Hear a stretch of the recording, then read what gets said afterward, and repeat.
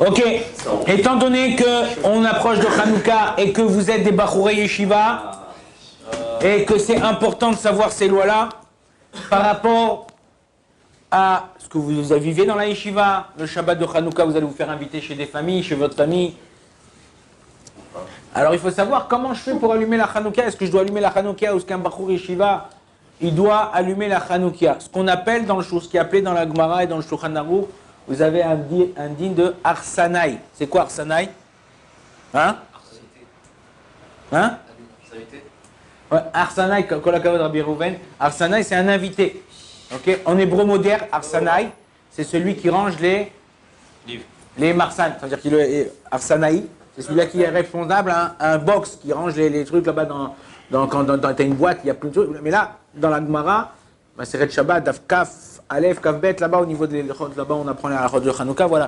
Vous voulez faire un truc comme je vous ai dit ce matin par rapport à la halacha, prends la Gemara Shabbat, Daf Kaf, Aleph Bet, là-bas on parle des halachot Hanouka, la Gemara commence Maï Hanouka, qu'est-ce que c'est Hanouka?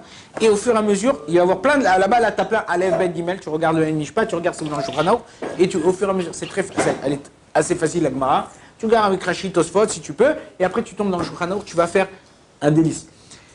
Donc vous avez des dînes de Arsanaï. Quelqu'un qui est invité, en général, comme à l'époque, en tout cas, mais aujourd'hui aussi, vous dépendez de la personne où vous êtes invité. Ok? T'apportes pas quand tu vas rien, t'apportes pas ton de gibag.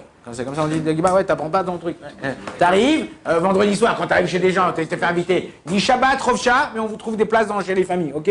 T'arrives, t'apportes pas ta pkela, ton couscous et machin et tout, et tu manges et chacun il mange son truc. Ou tes chalots, tout ça. Ok? Encore une fois, ça s'appelle dîne de Arsanaï. Maintenant, quand tu es invité, tu dépends de la personne. La même chose quand vous êtes ici à la Yeshiva. La plupart d'entre vous, c'est pas vous qui payez la Yeshiva, ok? C'est vos parents qui vous payent chaque mois la Yeshiva. Donc, en général, la Yeshiva vous paye pour étudier, manger, dormir, ok? Donc, hôtel 5 étoiles, nourri, logé, blanchi. Presque blanchi. Presque blanchi. Presque. Eh. Ilan, Bezrat Hashem, j'espère que tu vas t'engager dans l'armée en Israël. Voilà, l'année prochaine. Bezrat Hashem, amen. Et tu verras que la Yeshiva, c'était hôtel 5 étoiles par rapport à ce que tu vas vivre là-bas. Les patates, c'est comme ça. Pendant un mois, ah ouais, là-bas, là-bas, tu te lèves pas, mon frère, tu fais de la prison. Une fois, 2 fois, après 3 fois, tu fais de la prison. Pendant un mois, on a dormi dans un champ de prunes à la frontière libanaise. Pendant un mois.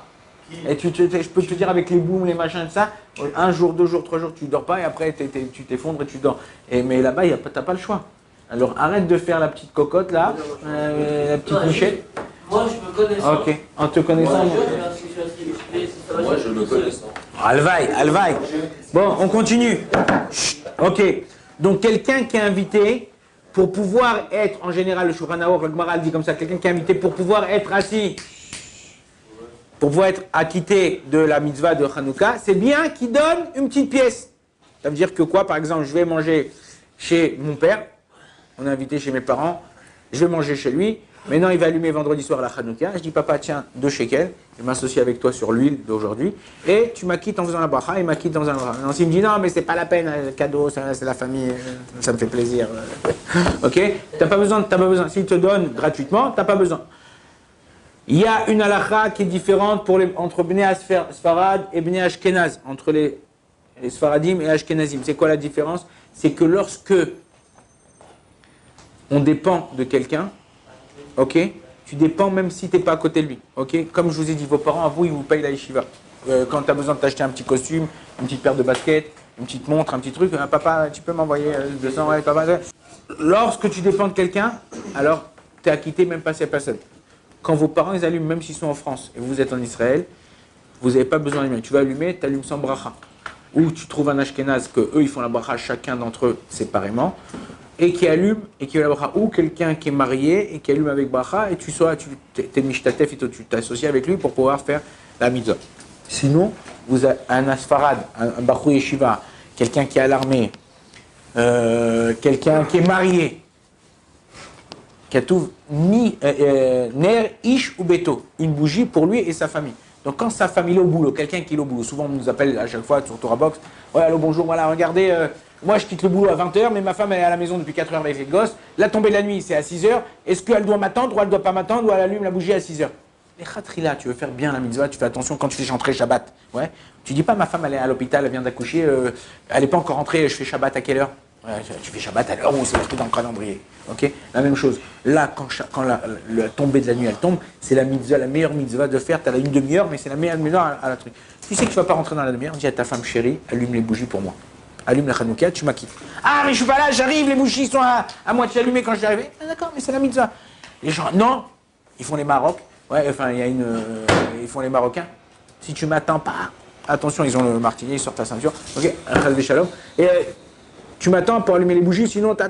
Mais non, tu veux faire tu fais ta Torah ou la Torah?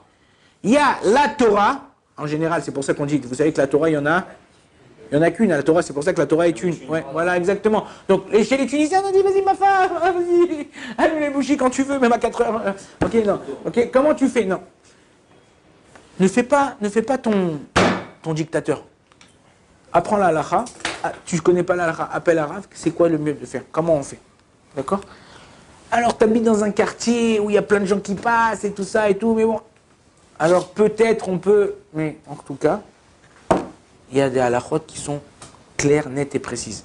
À nous, on terminera, Bezrat Hashem, on verra chaque point pour un Baruch Yeshiva, un soldat, tout ça, comment faire par rapport lorsqu'il est invité ou lorsqu'il est à la Yeshiva. Bon, Adonai Olam, Amen.